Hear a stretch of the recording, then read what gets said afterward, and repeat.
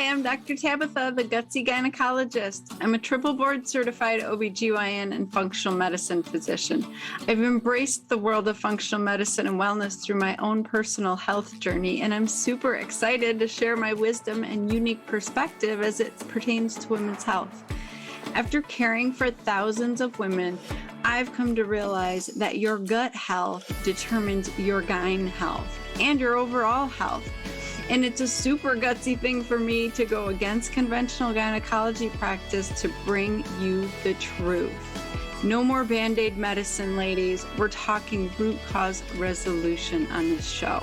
So if you're struggling with hormone imbalance, weight gain, period issues, anxiety, insomnia, you name it, then you've come to the right place. And I want to be your gutsy gynecologist. So welcome. Hi, ladies. Welcome back. I'm glad to be back. I had COVID again, so sorry about my voice. It sounds a little bit raspy. I'm still dealing with the after effects. You know, it's going around again, and luckily I didn't have it too bad this time, but it was a good reminder to take my own medicine, so to speak. You know, I was overworking, I was overstressing about stuff and not fueling my body with what it needed.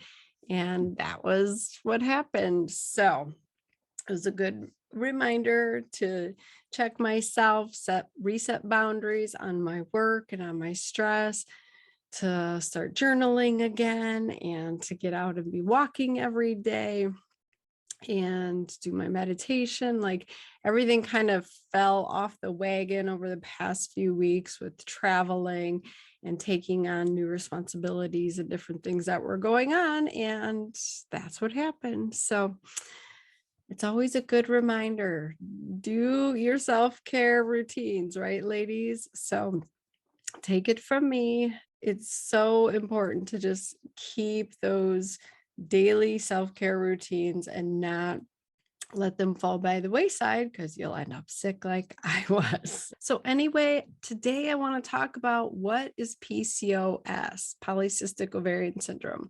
I also want to talk about what PCOS isn't, why it's important to not ignore. And, you know, oftentimes we'll see doctors put women on birth control pills, telling them, oh, don't worry about it, this will stop PCOS.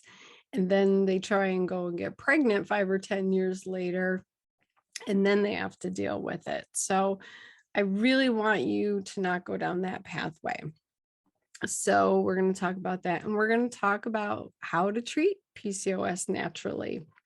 So PCOS stands for Polycystic Ovarian Syndrome, and syndrome means that there are a constellation of symptoms that are often seen together in association and lead to a certain situation. And so it gets named a syndrome, as opposed to a disease like diabetes, which is definitely elevated blood sugar with your loss of ability to make enough insulin or respond to insulin appropriately. That's a disease with a cause. A syndrome, they're not sure exactly what the cause is, but they know that this constellation of symptoms goes together and certain effects are seen. And so, you know, back in the 90s when PCOS really came out, it was thought, okay, women who have irregular periods, who have too many androgens, which are more male type hormones of testosterone and DHEA, that they're seeing these symptoms occur with hirsutism, which is like chin hair growth or hair on your abdomen or on your nipples, places it's not supposed to be, essentially, and sometimes hair loss on your head in a male pattern baldness picture. And so they started seeing women with this constellation of symptoms, and they decided that that was polycystic ovarian syndrome. And the name came from the fact that when they did ultrasounds on these women, they were seeing multiple cysts on the ovaries most of the time. And the key here is that these were very small cysts. They were follicles, so very tiny in multiples, like 10 or 20 or 30 of these tiny little cysts, making the overall size of the ovary larger because of all these tiny cysts. Essentially, what we figured out was that women with this polycystic ovarian syndrome were not ovulating. And so their ovaries, every month, when you're going to ovulate, you make a bunch of little follicles. Those are the tiny little cysts that have the egg inside of them that are potentially going to grow and be big enough to rupture open and release an egg. That's ovulation. And so every month you normally get different sized follicles. The biggest one is the winner, and it breaks open and releases the egg for the fallopian tube to grab and take in. And that resulting leftover area called the corpus luteum produces progesterone. And so you ovulated, you made progesterone. In polycystic ovarian syndrome, those follicles never get big enough to release an egg, so you don't ovulate. And then you actually don't make progesterone because there's no corpus luteum. And so what they saw was these ovaries had all these multiple cysts on them. Women weren't ovulating, so they weren't having their periods. They maybe had a period 3 or 4 times a year. That was the common presentation. And they had hirsutism and acne from these elevated androgens. So the Rotterdam criteria came out saying you had to have 2 of those 3 symptoms to diagnose PCOS. So say you're having your period every few months, more than 35 days apart. The average was like 9 times a year. You had elevated testosterone or DHEA, and you had these cysts on your ovaries. So if you had 2 to 3 of those, you had PCOS. The problem came that a lot of people didn't understand the mechanism behind what was happening with PCOS and what was driving these symptoms. So women were getting diagnosed incorrectly, and cysts on the ovary were probably the biggest one. And I still hear that today. Women will tell me, oh yes, I had a 4-centimeter cyst. I have polycystic ovarian syndrome, and my doctor put me on a pill. That is not PCOS. We create cysts on our ovaries for other reasons. So I really wish they wouldn't have named it PCOS, because it confuses people. It's not that you are making cysts on your ovaries that's driving the issue.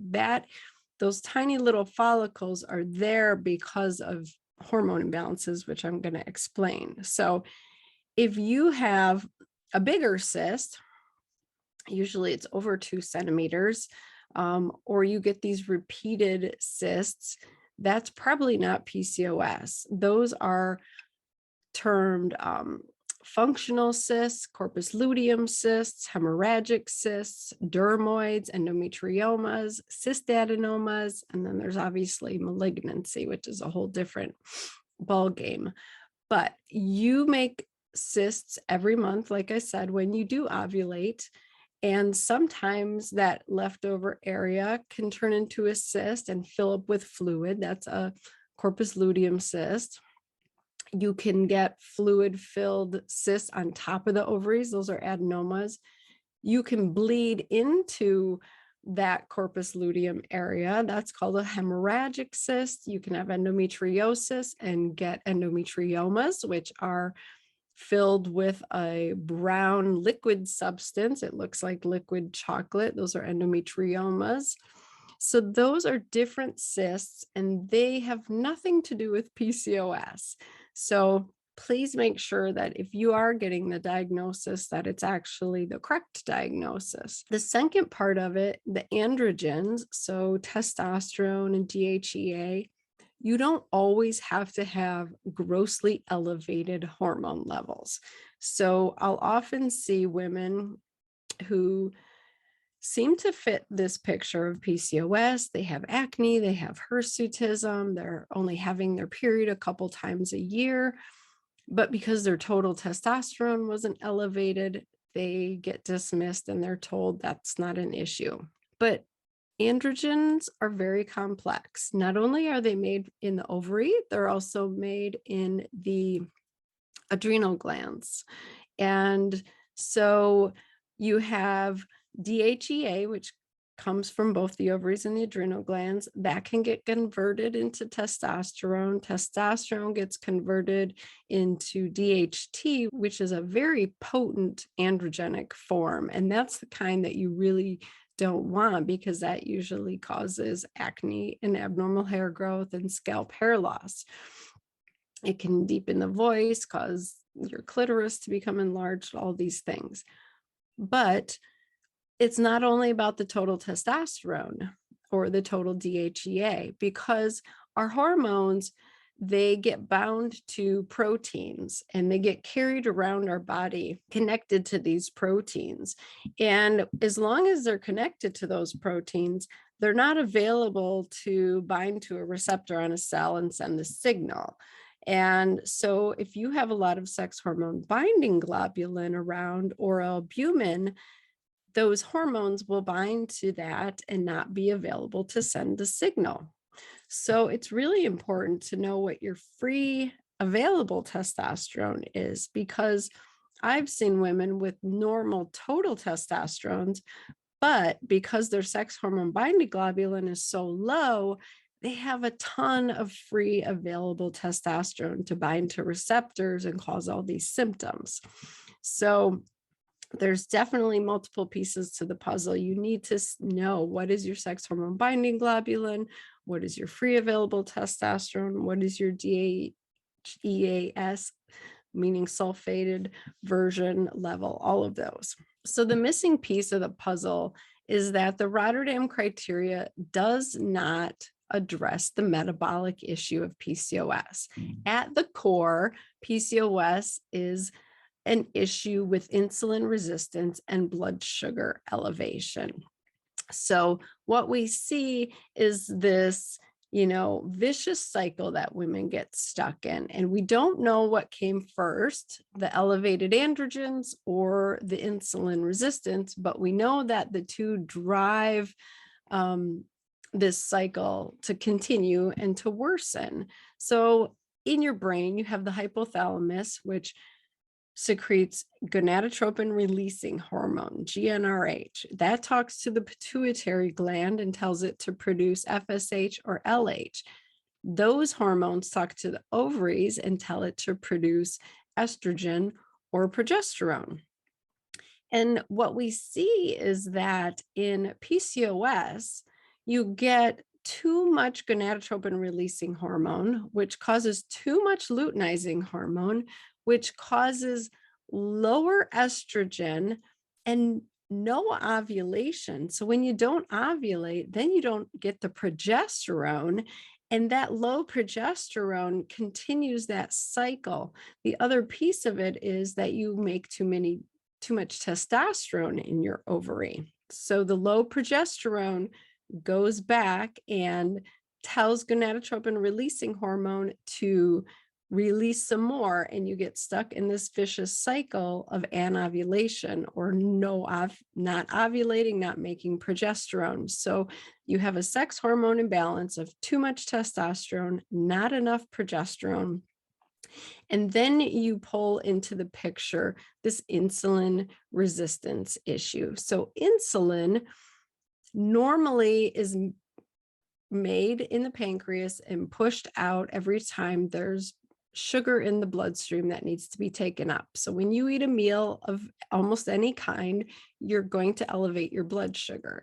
You need insulin to go out and get that and take it into the cells to be utilized as energy or stored as fat.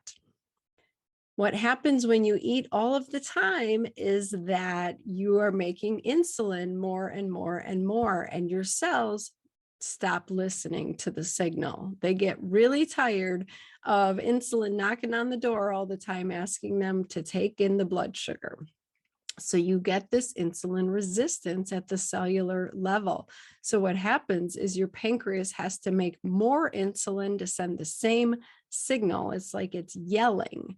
And so over time, if you keep eating frequent meals, even if they're small, healthy meals like almonds, cheese sticks, whatever, you're still making more insulin than you should, and you develop this insulin resistance. Insulin resistance drives testosterone production and drives dihydrotestosterone production, which further suppresses the cycle of estrogen and progesterone. And so you are stuck in a cycle where you're making too many androgens, you're not ovulating, you're creating this insulin resistance, and that drives inflammation.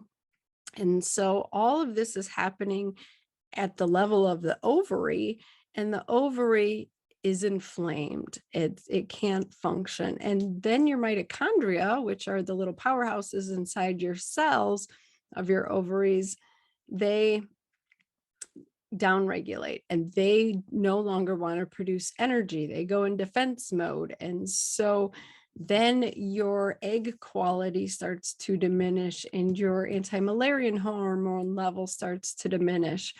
And this all worsens your fertility issues. So it's really important to realize at the heart of PCOS is a metabolic issue. It's an insulin and blood sugar and inflammation issue more than anything. So at least 45% of women with PCOS have metabolic syndrome. There's another syndrome. So what they say is if you have blood pressure that's greater than 130/85, or you have central obesity, meaning your waist circumference is over 35 inches, if you have elevated triglycerides above 150, or if you have low protective HDL less than 50, or fasting blood sugar over 100. So if that sounds like you, if you have 3 out of 5 of those I just listed, then you should be checked for PCOS. And if you already know you have PCOS, I'm glad you're listening to this episode because I have great recommendations for you to get control of it and reverse this metabolic syndrome and reverse your PCOS. Because if you have either of those, you have an increased risk of fatty liver, infertility, miscarriage, diabetes, sleep apnea, depression, and uterine cancer. So they're kind of a big deal, right? So we want to get control of this. So you need to treat that insulin resistance. If you go to a conventional gynecologist or primary care doctor, they're going to focus on symptom relief. So they usually give you a birth control pill so that you, quote unquote, have regular periods again. That fixes your problem, right? Well, it doesn't actually. What's happening is you're taking synthetic hormones to override your brain and ovaries from making their own hormones. But what we are seeing is women who go on the birth control pill for PCOS, as soon as they come off, it's right back to where you were or 10 times worse. It really is just suppressing and masking the symptoms of what's going on, but it's not stopping the underlying root cause disease. And so it's really not helping you. And the other piece of it is they try to get rid of your other symptoms like depression, acne, weight gain with spironolactone, antidepressants, Accutane. Sometimes they'll give you metformin for the insulin piece of it, or Clomid to get you pregnant without fixing the root cause of the issue. And unfortunately, those medications often cause new issues, right? So we now understand that Clomid and birth control pills have risks associated with them of long-term use, increase of cancers and other issues like leaky gut, vitamin and mineral deficiencies. Metformin is usually not very well tolerated. It causes a lot of loose stools or diarrhea, GI upset. And antidepressants usually cause weight gain, which is not helpful in PCOS. That actually causes you to make more testosterone and have greater insulin resistance. So that's not helpful. And the spironolactone can sometimes be helpful to block the production of dihydrotestosterone, that more androgenic form of testosterone, but it's not really fixing the problem with too much production and why that's happening. So these are very much Band-Aid approaches, and some women need those to feel better, look better, to make the changes necessary, but it's not really a long-term solution. It's not going to reverse your PCOS.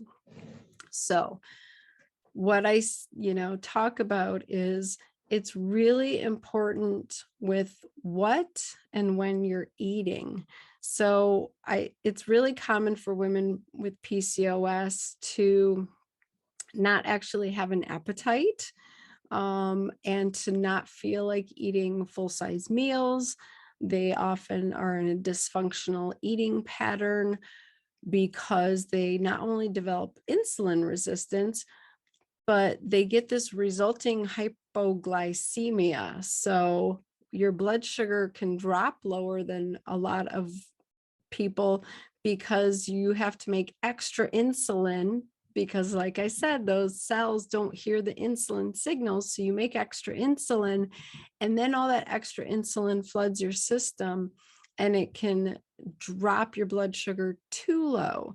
So you go from these big high levels of blood sugar to too low of levels, whereas someone without this polycystic ovarian syndrome, they don't have as big of, elevations or drops. And so you're more on a roller coaster with your blood sugar. So it's more common for women to struggle with hypoglycemia and feel hangry, feel shaky, feel like they have to eat every couple hours to maintain their blood sugar. And for a long time, that it's actually awful recommendations that was told that's what you should do, is to eat every couple hours to maintain your blood sugar. But that's not actually fixing the problem. It's actually making it much, much worse because you continue to drive that insulin resistance. So normally a fasting insulin level should be around 5 or less. And what we see is levels of 10, 15, 20, or even greater than that. And that is telling me that your cells aren't listening to the insulin and you're having to make too much to do the same job. So it's really important to figure out, how can I get off of that vicious blood sugar cycle? The other piece of it is leptin. So leptin is our satiety hormone. It tells us to stop eating because we're full, but unfortunately, the more weight we carry, the more fat cells we have, the more leptin we end up making, and we can actually get leptin resistance, just like insulin resistance.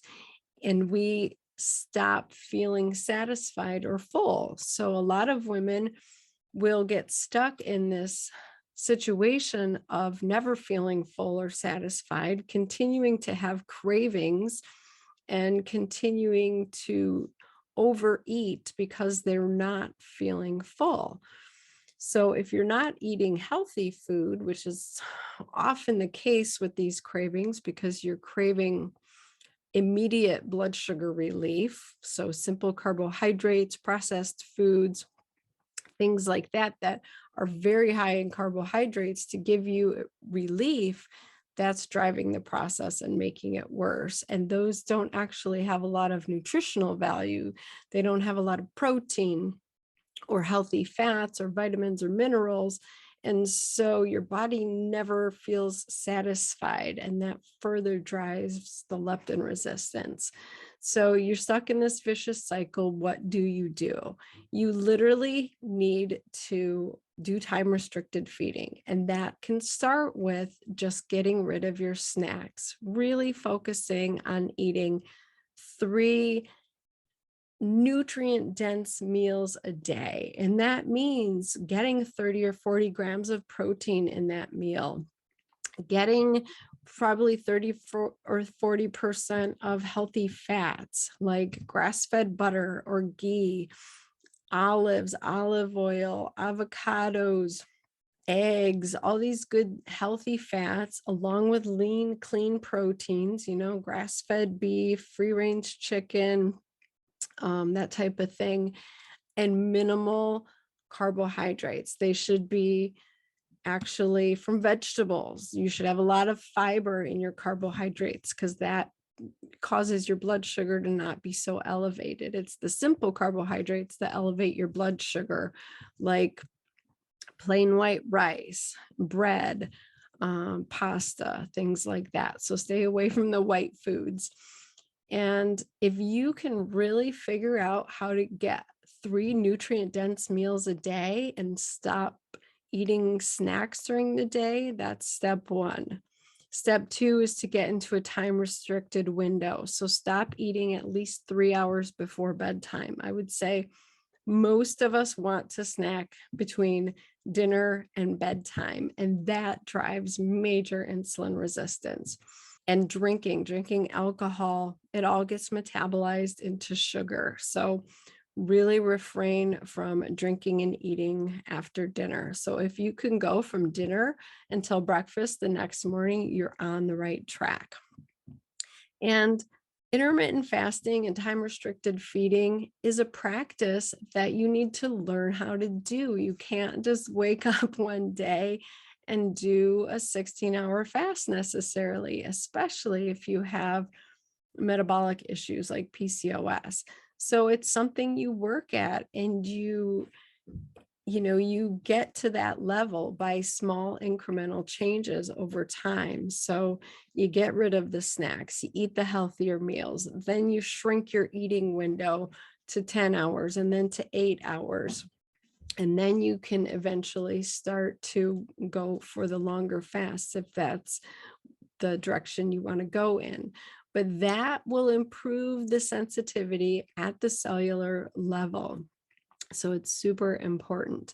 Moving your body also helps a ton. Oh my gosh, it helps so much with insulin resistance. So if you literally just go for a 20-minute walk after dinner or after lunch, that improves your cell's response to insulin, and it helps keep your blood sugar balanced. So I would strongly encourage you, if you have PCOS, you should go for walks after every meal, without a doubt.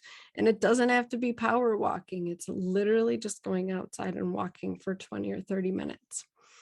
And the other piece of it that I see often with PCOS is your circadian rhythms. So shift workers are more prone to having PCOS, and shift working contributes and worsens it. So if your circadian rhythms are off, meaning you're not waking up with the sun and going to sleep with the sunset, your circadian rhythms are going to be off. That is going to drive that insulin resistance. So it's really important to get on the regular healthy sleep cycle of, humans as much as possible. So what you can do is, first thing when you wake up, you get that sun to hit your retina. That triggers a cortisol awakening response. That triggers the normal clocks in your body to pulsatile their hormone production out of your hypothalamus. Like I was talking about, your gonadotropin releasing hormone, all these hormones, they get produced in a pulsatile fashion from the clocks in your body. And so you need to reset your clocks. So get that sunlight hitting your retina, stay outside for 10 or 15 minutes in the morning. Try to look at red light in the evenings. Go out and look at the sunset. That's why the sunset is actually red and pink and orange, because that is what drives your clocks to produce melatonin and your sleep hormones. So you need to really embrace your circadian rhythms and help prioritize good sleep habits. So stay away from blue light in the evening. Get rid of the phones and the tablets, at least an hour or two before bed. And that can really help. So lastly, there are 6 supplements that I absolutely love for not only calming down PCOS, but in a lot of times reversing it so that you get rid of that risk of diabetes and fatty liver and sleep apnea, and you are able to get pregnant again. You have return of your cycles and your fertility improves. So if I had PCOS, these are the 6 supplements that I would definitely be doing. Number 1, myo-inositol and D-chiro-inositol. So these have been studied with great results. Inositol's shown to reduce insulin resistance and elevated testosterone levels. So when they combine it with folate, they showed improved pregnancy rates and egg quality, which looks like better AMH levels. So there was a study in the Gynecology Endocrinology journal that actually showed that it prevented gestational diabetes in some women as well. So it looked at women with PCOS who became pregnant. They had one group who took myo-inositol and one group who did not take it. And the women on myo-inositol developed gestational diabetes 17.4% of the time, whereas the control group developed gestational diabetes 54% of the time. That's huge. That's a big difference. And gestational diabetes not only affects you as a pregnant woman and increases your risk of type 2 diabetes later in life, but having gestational diabetes increases your baby's risk of being an obese child and having diabetes themselves. So if you do not want to set your brand new baby up for, all of those issues, it's imperative that you don't get gestational diabetes when you're pregnant. So I like using a combination of myo-inositol and D-chiro-inositol. My favorite is Sensitol from Designs for Health. You want to get at least 2 to 4 grams of that per day for great effects. Berberine is another amazing one. It's extracted from golden seal. It's well known for its ability to improve blood sugar balance and cholesterol, but it's just as effective for insulin resistance and hormone imbalance in PCOS. So studies have shown that taking 400 milligrams 3 times a day causes significant improvement in your menstrual cycle regularity, ovulation, and insulin resistance. So it is important to know that berberine can alter the clearance of certain medications in your liver. So talk to your doctor if you're on medications like antidepressants, blood thinners, or beta blockers, because berberine might decrease those levels. And I'll just make a side note, like, I am not your physician, right? Even though I am a physician, I'm not giving you specific medical advice for you. I don't know you as my patient. So these are just general recommendations for women who struggle with PCOS. And if you do want to work one-on-one with me, that is a possibility. But just know that you should always talk about these things with your doctor or provider and base it off what's best for you as an individual. So back to my general recommendations. Number 3 is omega-3 fatty acids. So these are a necessity when it comes to PCOS, because PCOS causes inflammation in the ovaries. This prevents the mitochondria from doing their job.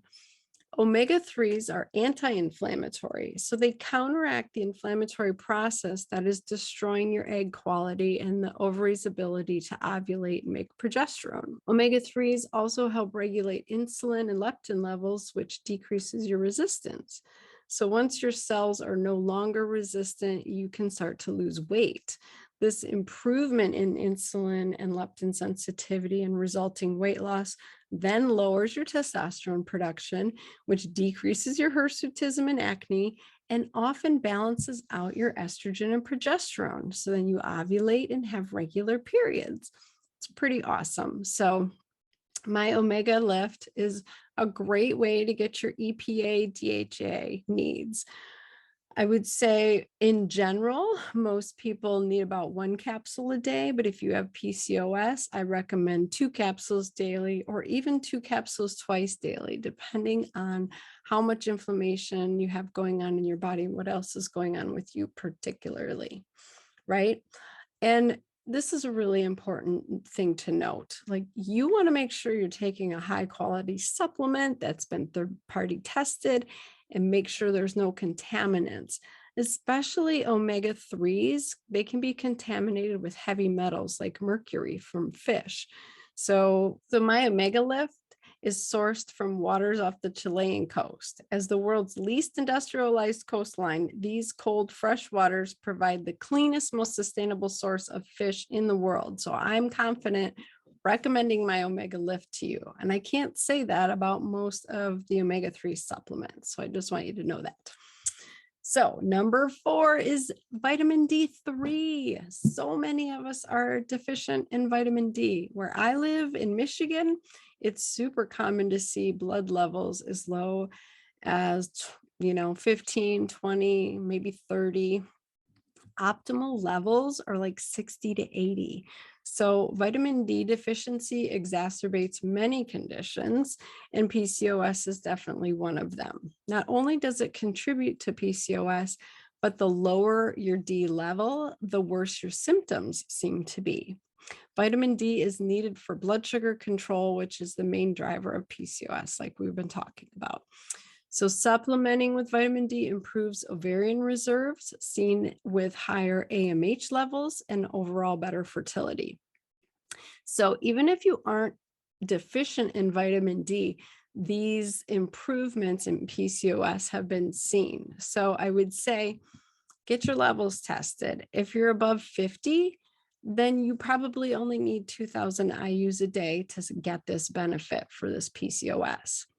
If your levels are between 30 and 50, you need at least 5,000 IUs daily. And if your level's less than 30, you probably could use up to 10,000 IUs a day. I would recommend rechecking your blood, your vitamin D level in your blood in 3 to 4 months just to see your response, because you don't want your levels to get too high.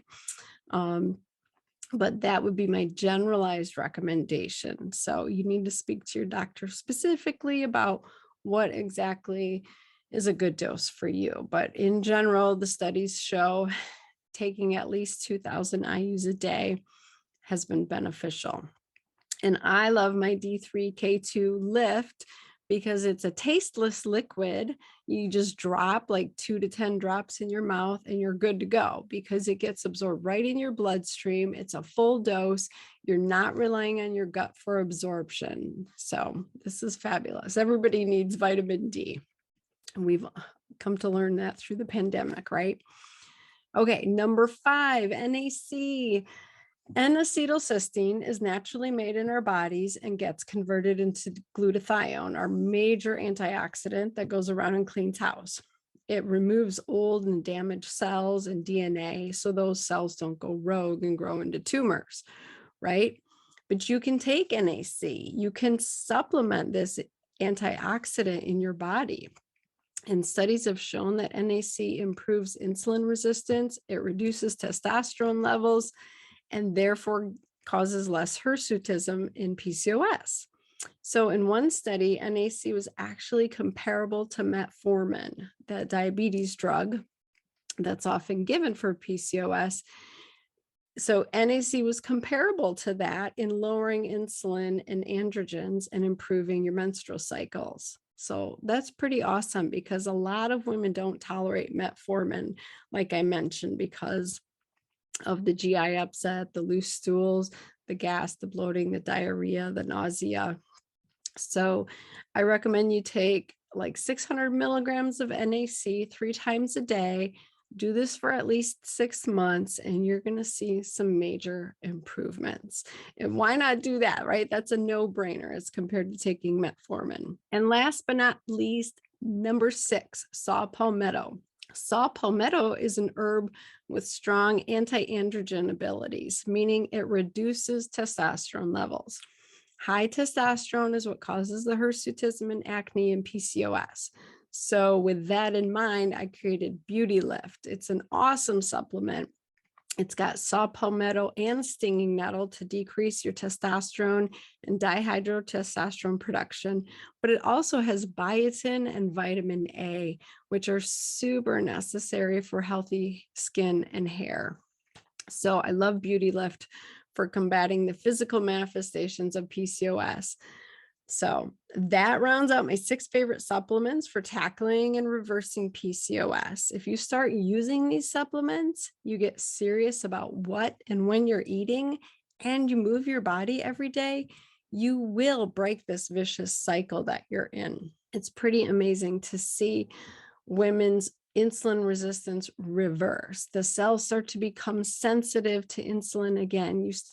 You lower that androgen production, you start ovulating again, and you're supporting the mitochondrial health inside your ovary, decreasing the inflammation in your pelvis, and it all evens itself out. So the piece I didn't really touch on was gut health. It all comes back to gut health, right? But gut health drives what's going on in our pelvis, because literally our bowels and our bladder and our uterus and our ovaries and our fallopian tubes, they all touch each other. They all live together in the same environment and they affect each other. So what you're eating and when shifts your gut health. It decreases the inflammation. Just fasting alone will decrease inflammation in your gut. It will shift your microbiome. Bad bacteria will die off if they're not being fed simple carbohydrates all day long. So that's really important to understand. Like, if you can get control of your diet, if you can get control of your sleep patterns, if you can start moving your body and give your body everything that it's needing and lacking because of this vicious cycle you're in, you're going to break free. It's pretty amazing, but I see it all the time. So I hope this episode was helpful. PCOS is very complicated.